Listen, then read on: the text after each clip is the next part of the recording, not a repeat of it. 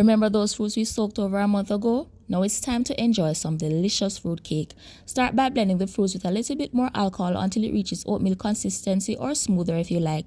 Then sift together all the dry ingredients, which include flour, spices, and baking powder. Set that aside, and in a large bowl, cream butter and brown sugar for 3 to 5 minutes or until light and fluffy. Next, add the eggs one at a time along with the other wet ingredients. Once those are fully incorporated, alternate between folding in the blended fruits and the flour mixture. I like to add the browning at this point as I can decide if I'm pleased with the color or not. Pour in a grease-lined baking tin and bake at 300 Fahrenheit or 150 Celsius for an hour and 15 minutes or until a toothpick comes out nice and clean. Low and slow is the way to go. Pour on some more rum and wine, let it cool while it soaks up all that flavor, and then slice and enjoy this perfect texture, moist, melt in your mouth, delicious fruit cake. As always, live life to the fullest and just enjoy food.